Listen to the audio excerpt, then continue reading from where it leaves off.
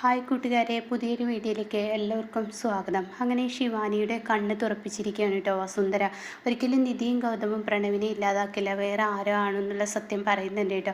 ഇതേ സമയം കോർട്ടിലെത്തിയിരിക്കുകയാണ് നിധിയും അതുപോലെ തന്നെ വക്കീലും കേട്ടോ. അപ്പോഴേക്കും അവിടെ ഒരു ജൂനിയർ വക്കീൽ എത്തുന്നുണ്ട്. എന്നിട്ട് ഇവർ കോടതിയിലോട്ട് സമർപ്പിക്കാനുള്ള ആ ഒരു പേപ്പർ കൊടുക്കണം കേട്ടോ. അങ്ങനെ നിധിയോട് പറയുകയാണ്, ഇനി നമുക്ക് നേരം വൈകിക്കണ്ട, പെട്ടെന്ന് നമുക്ക് കേസുമായി മുന്നോട്ട് പോവാം, പ്രണവിനെ കണ്ടെത്താനുള്ള കേസ് പരാതി കൊടുക്കുക എന്നൊക്കെ ഇങ്ങനെ പറയുന്നത് കേട്ടോ.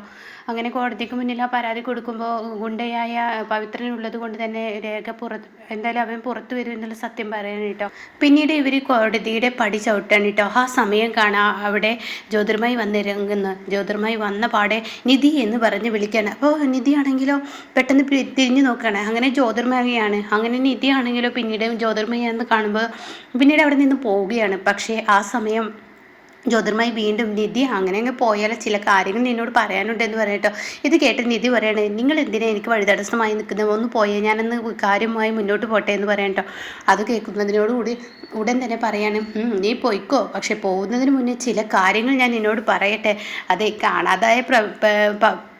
കാണാതായ പ്രണവിനെ കണ്ടെത്താനുള്ള പുതിയ കേസുമായി കോടതിയിലോട്ട് പോവുകയാണെങ്കിലേ ABS എന്നൊക്കെ അങ്ങോട്ട് പറഞ്ഞ് പറച്ചിൽ തുടങ്ങുകയാണ് കേട്ടോ. അപ്പോഴേക്കും നിധി ഇങ്ങനെ പേടിക്കുകയാണ്. അപ്പോൾ വക്കീലും പേടിക്കുന്നുണ്ട്.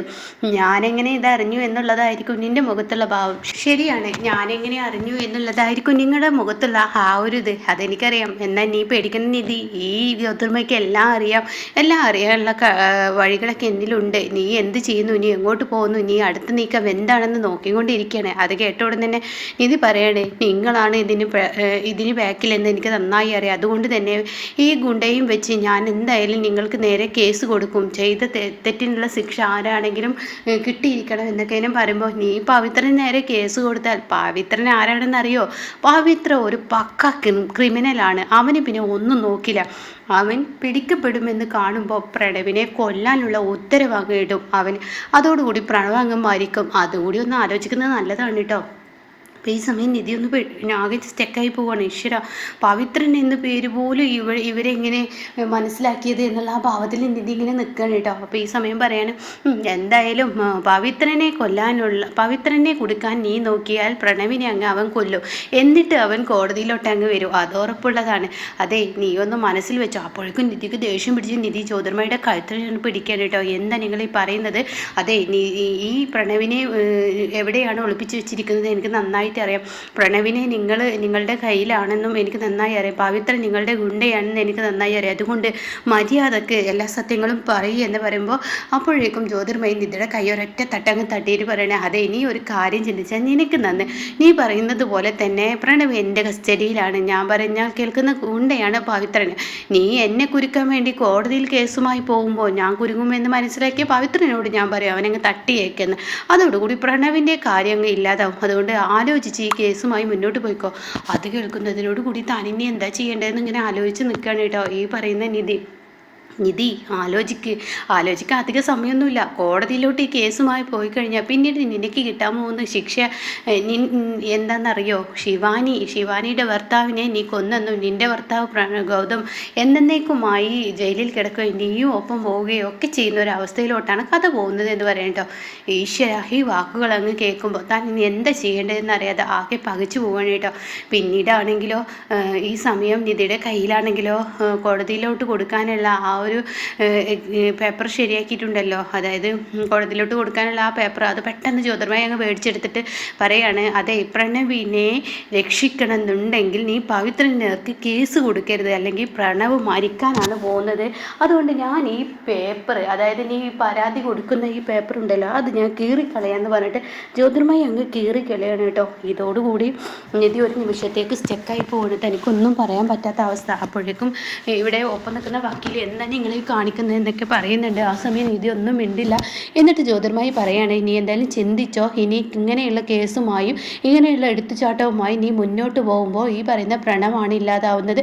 അത് നീ ഒന്ന് ആലോചിച്ചാൽ നിനക്ക് നന്ദി എന്നൊക്കെ പറഞ്ഞിട്ട് അവിടെ നിന്ന് അങ്ങ് പോവുകയാണ് കേട്ടോ. ഇതോടുകൂടി താൻ ആകെ പെട്ടിരിക്കുകയാണ്. നിധിക്ക് എന്താ ചെയ്യേണ്ടതെന്ന് അറിയില്ല. നിധി ആകെ പെട്ട് നിധി ഒരു നിമിഷത്തേക്ക് സ്റ്റക്ക് ആവുകയാണ്. അങ്ങനെ ജ്യോതിർമയ ഇത് പറഞ്ഞ് പോകുമ്പോൾ ഉടനെ തന്നെ വക്കീൽ ചോദിക്കുക, നീ എന്താ അവർ പറയുന്നതിനൊക്കെ സമ്മതം മൂടിയതുപോലെ നിന്നത്? അല്ല, അവൾക്ക് മുന്നും പിന്നും നോക്കാനില്ലാത്തവളാണ്. പ്രണവിനെ അവർ എന്തെങ്കിലും ചെയ്തു കഴിഞ്ഞാൽ തീർച്ചയായും പിന്നീട് ഞങ്ങളുടെ കുടുംബം ഇല്ലാതാവും. ഞങ്ങളുടെ അനിയനൊന്നും പറ്റാൻ പാടില്ല. അപ്പോൾ അതുകൊണ്ട് ഈ പരാതി നൽകുന്നില്ല എന്ന് പറഞ്ഞിട്ട് നിധി അവിടെ നിന്നും പോകുന്നു കേട്ടോ. പിന്നീട് നിധിക്ക് എന്താ ചെയ്യേണ്ടതെന്ന് അറിയുന്നില്ല. എന്നാൽ ഈ സമയം ഇപ്പുറത്ത് ശിവാനി തൻ്റെ വീട്ടിലെത്തിയിരിക്കുകയാണ്. വീട്ടിലിങ്ങനെ സങ്കടപ്പെട്ടിങ്ങനെ ഇരിക്കുക. അപ്പോൾ അങ്ങോട്ടേക്ക് രേണുക വരികയാണ്. എന്താ മോളെ, പതിവില്ലാത്തൊരു സങ്കടം വിഷമൊക്കെ നിൻ്റെ മുഖത്തും? ഒന്നുമില്ലാതെ എന്താണെങ്കിലും പറയടി. അതെ, ഇതുവരെ ഞാൻ സംശയിച്ചൊക്കെ തെറ്റായിപ്പോയി എന്ന് തോന്നുന്നു. ഇതുവരെ നീ എന്ത് സംശയിച്ചതാണ് എനിക്ക് തെറ്റായിപ്പോയത്? അത് പ്രണവിനെ നിധിയാണ് തട്ടിക്കൊണ്ടുപോയത്, ഗൗതമാണ് തട്ടിക്കൊണ്ടുപോയത് എന്നൊക്കെ നമ്മൾ പറയുന്നുണ്ടല്ലോ. അതിൽ പറയല്ലോ, ഉള്ളത് തന്നെയല്ലോ. ഗൗതം ഇന്നിപ്പോൾ പോലീസ് സ്റ്റേഷനും അല്ലേ, ജയിലിലും അല്ലേ എന്നൊക്കെ പറയുമ്പോൾ, അല്ല അമ്മേ, ഇപ്പം നിധി ഇപ്പോൾ കേസുമായി മുന്നോട്ട് പോയിരിക്കുകയാണ് കോടതിയിലോട്ട്. എന്ത് കേസ്? കാണാതായവരെ കണ്ടെത്തുന്ന ഒരു കേസുണ്ട്. അതുമായി നിധി കോടതിയിൽ ഒരു പരാതി നൽകാൻ വേണ്ടി പോയിരിക്കുന്നു എന്ന് പറയട്ടോ. ഇത് കേൾക്കുന്നതിനോടുകൂടി എന്തൊക്കെയും മോളെ നീ പറയുന്ന, ആകെ തലക്ക് കൺഫ്യൂഷൻ. അതന്നെ അമ്മ എൻ്റെയും പ്രശ്നം. ഇപ്പം നിധിയല്ല ഇത് ചെയ്തത് എന്ന് എനിക്ക് മനസ്സിലായി. പ്രണവിനെ തട്ടിക്കൊണ്ടു പോയിരിക്കുന്നത് നിധിയും ഗൗതമും അല്ല, പിന്നെ ആര്? എനിക്കറിയില്ല, ആരാണെന്ന് അറിയില്ല. ഒരു പവിത്രൻ എന്ന് പറയുന്ന ഒരു ഗുണ്ടയാണ് ഈ പറയുന്ന പ്രണവിനെ തട്ടിക്കൊണ്ടുപോയിരിക്കുന്നത്. അപ്പോൾ അത് ആരാണ് ആ ഗുണ്ട?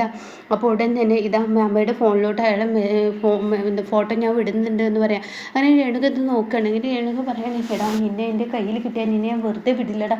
നീ ആരടാ? നീ എന്തിനാടാ പ്രണവിനെ തട്ടിക്കൊണ്ടുപോയിരിക്കുന്നത്? എനിക്കൊന്നും മനസ്സിലാവുന്നില്ല അമ്മേ. പക്ഷേ ഞാനൊരു കാര്യം നിന്നോട് പറയട്ടെ മോളെ, ഇതൊക്കെ ഒരു പക്ഷേ നിധിയുടെ കളികളാണെങ്കിൽ അങ്ങനെയൊന്നും കളിക്കാൻ പറ്റില്ല. കോടതിയിൽ കേസുമായി പോയി കഴിഞ്ഞാൽ നിധി ഇതിനെ പിറകിലുണ്ടെങ്കിൽ അവളെ പോലീസ് അങ്ങ് അറസ്റ്റ് ചെയ്യുന്നത് പിന്നെ അമ്മ കാണത്തുള്ളൂ എന്ന് പറയാനിട്ടോ. അപ്പോൾ ഇത് കേൾക്കുന്ന രേണുകൾക്ക് ആകെ ടെൻഷനാവാണ്. എന്നാൽ ഈ സമയം ജ്യോതിർമയി വീട്ടിലെത്തിയിരിക്കുകയാണ്. അപ്പോൾ ജ്യോതിർമയി എത്തിയ ഉടൻ തന്നെ ഇങ്ങനെ ജ്യോതിർമയെ വലിയതോടുകൂടി അഭിനന്ദിക്കുകയാണ് ഈ പറയുന്ന സി. നീ ഒരു പുലിയാണ്, പുലിയെന്ന് പറയാൻ പറ്റില്ല, ഉപ്പിലിയാണ്. അത്രയും നല്ല കഴിവാണ് നിന്നിലുള്ളത്.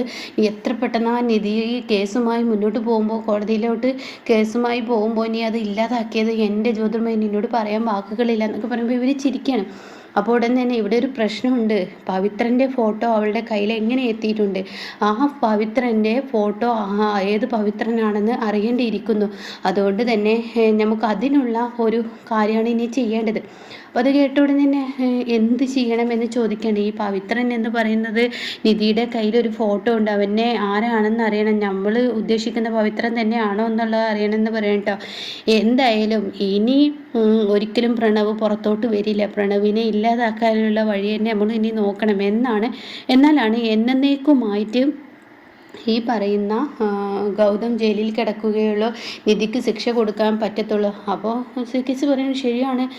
എന്തായാലും നമ്മുടെ പണി എന്തായാലും ഏറ്റിരിക്കുന്നു. നിധി എന്നാലും സൂക്ഷിക്കണം എന്നൊക്കെ ഇങ്ങനെ പറയാൻ കേട്ടോ. അപ്പോൾ പവിത്രനെ കണ്ടെത്തേണ്ടത് പവിത്രനെ വിളിക്കേണ്ടത് നമ്മുടെ ആവശ്യമാണ്. പവിത്രനെ വിളിച്ചിട്ട് ഈ വിവരങ്ങൾ പറയണം. പ്രണവിനെ തട്ടിക്കൊണ്ടു പോകാൻ ആരാണ് കളിച്ചത് എന്നുള്ള സത്യം അറിഞ്ഞിട്ടുണ്ട് എന്നുള്ളത് കേട്ടോ. അപ്പോൾ കാണാം ശിവാനി, ഞാൻ പറയാം പ്രണവിനെ തട്ടിക്കൊണ്ടു പോകാൻ ആരാണ് കളിച്ചതെന്ന് ഞാൻ പറയാമെന്ന് പറയട്ടോ. ഇത് കേൾക്കുന്നതിനോടുകൂടി ഇവരങ്ങ് ഞെട്ടി നിൽക്കുകയാണ്. ശിവാനി തൻ്റെ മുന്നിൽ വന്നത് അറിഞ്ഞിട്ടില്ല. അപ്പോൾ ജ്യോതിർമയി ഇങ്ങനെ നോക്കി പേടിയോടുകൂടി നിൽക്കണം കേട്ടോ. എന്നിട്ട് ശിവാനി വന്നിട്ട് പറയണം, പ്രണവിനെ ആരാ തട്ടിക്കൊണ്ടുപോയത്? ഞാൻ പറയാം, ഒരു പവിത്രൻ എന്ന് പറയുന്ന ആളാണ് പ്രണവിനെ തട്ടിക്കൊണ്ടുപോയത്. അതിന് പിറകിൽ കളിച്ചവരെയും എല്ലാവരെയും എനിക്ക് മനസ്സിലായി. ഇവരാണെങ്കിലോ ഇവർ പറഞ്ഞ സംസാരമൊക്കെ ഈ പറയുന്ന ശിവാനി കേട്ടു എന്നുള്ള ആ പരിഭ്രാന്തിൽ ഇവരിങ്ങനെ നിൽക്കുകയാണ് കേട്ടോ. ഇങ്ങനെയൊക്കെയുള്ള ഒരു എപ്പിസോഡാണ് ഇനി വരാനിരിക്കുന്നത് കേട്ടോ.